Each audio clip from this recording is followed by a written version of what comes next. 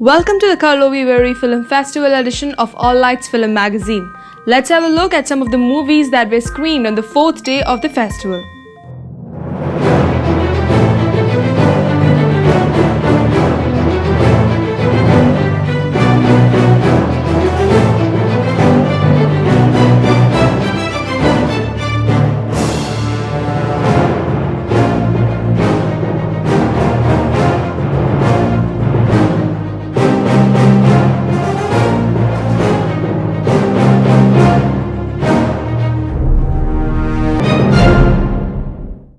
The film Restoration talks about a man named Yakov Fidelman who owns a restoration shop which is at the point of bankruptcy after the death of his business partner.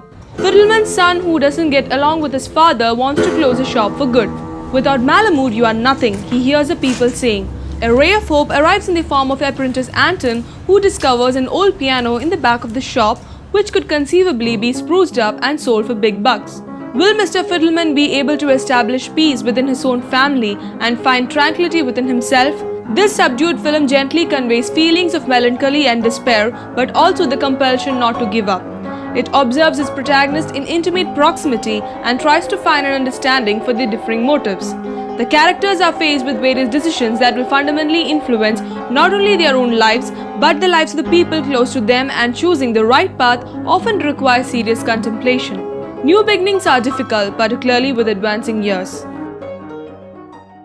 One is a nihilistic 40-something and provincial psychiatric counselor, the other a hypersensitive bullied teenager. Both are redheads. One day they set out together on a journey to the country of their dreams, where Remy won't be their painted bird anymore. Their passage to freedom becomes a hallucinatory crusade to mount an assault on the world and its morality. I see the movie as a hopeless romantic comedy. A comedy because there's a lot of humor in the first part of the film, even if not everybody is going to laugh. And romantic because for me, guys with shaved heads walking along a white beach with burning cars is romantic, says Romain Gavras of his debut. This radical road movie and initiation film about why it's important to find a reason for one's anger is set in northern France, a landscape which is a drama in itself.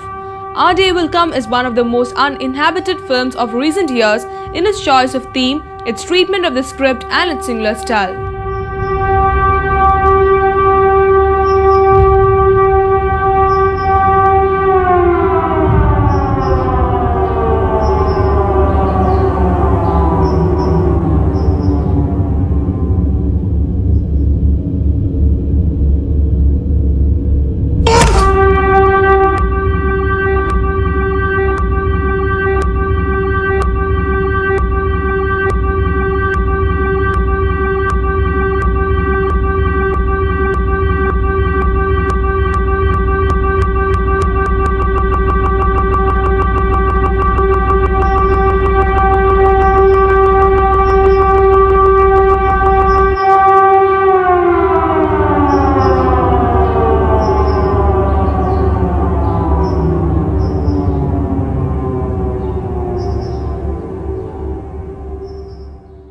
A touching portrait of youth facing mortality far too soon, Oxygen centers on Tom, a teen with cystic fibrosis who rebels against the condition he and his elder brother Lucas were born with. While Lucas endures his more seriously challenged health with patience, 17-year-old Tom hangs out with a group of ne'er-do-wells between hospital stays, taking part in their petty thefts and general rabble-rousing as an escape from the dwelling on the fact that his life is likely to be short. Still, Tom's condition makes periods of confinement unavoidable. During one hospital stay, he meets fellow CF sufferer Xavier, a 30ish guy who seems to have achieved the dream adulthood Tom might never reach. Cool job, cool car and hot girlfriend. Op onze gezondheid, hè, man. Ik heb u gemist vandaag, Tom. Ik wil meer. Ik wil alles. Alleen, je bent een mukko. Ja, en we gaan er allemaal aan dood, maar nu nog niet. En we blazen.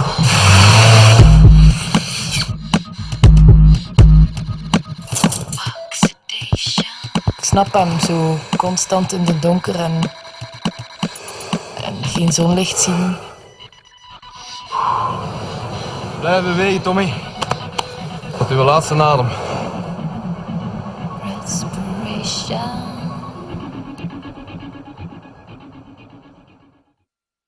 The protagonist of the subtle feature debut, Volcano, from Icelandic director Runar Sen, is 67-year-old Hans, who has just retired. The reserved, taciturn man isn't used to expressing his feelings. He has almost no friends. His children, long adults, have become estranged, and his relationship with his wife cooled off ages ago. A tragic event forces Hans to re-evaluate his life thus far and to discover emotions that have been dormant within him for years. The sensitively written script, masterful direction by a talented young filmmaker, and an absolutely convincing performance by lead Theodor Juliusson make Volcano one of the sharpest film discoveries of the year. About his approach, the creator commented, "People at crossroads in their lives interest me. The questions they are confronted with in balance with the choices they have." The picture premiered in Director's Fortnight section at this year's Cannes Film Festival. Capturing the energy and potential of internet and social media in an innovative and powerfully visceral way, ambitious experimental drama Flowers of Evil organically incorporates YouTube documentation of Iran's 2009 post-election demonstrations and the government's brutal reprisals into a tender love story set in Paris. An attraction blooms when Footloose Parisian hotel clerk Gecko meets Anahita, a Tehrani college student exiled to the city of light by overprotective parents who fear her political participation. But Anahita's worries over the rapidly unfolding events in her homeland, which she follows obsessively on her computer and smartphone, prevent her from participating wholeheartedly in the relationship. Director-co-writer David Dusa brilliantly uses the internet as a narrative, structural and emotional tool.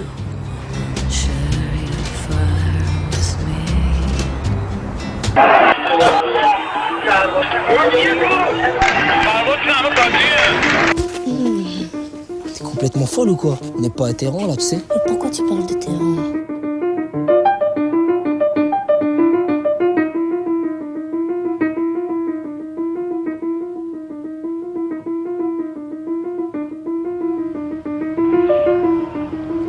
اینجا کجاست که خونه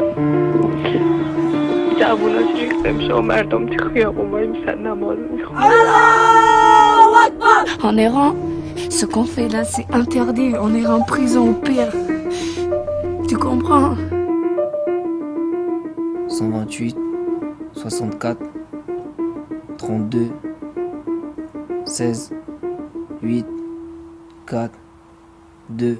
The Italy we know from contemporary maps was born during the 19th century over the course of long decades of suffering.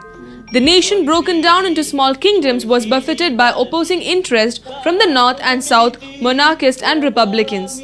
Domenico, Angelo and Salvatore are three young men from southern Italy. Their families were involved in the violently suppressed uprising against Bourbon monarchic rule, and thus the men decide whether to join the newly established Young Italy movement. This epic film depicts the events of almost 40 years during which modern Italy was born. Director and screenwriter Mario Martin portrays the turbulent history of his country through the individual destinies of three revolutionaries who chose to sacrifice their lives for the sake of a unified state. This historical fresco of birth of a modern nation incorporates a cast of both Italic cinematic hopefuls and also well-known and internationally respected names.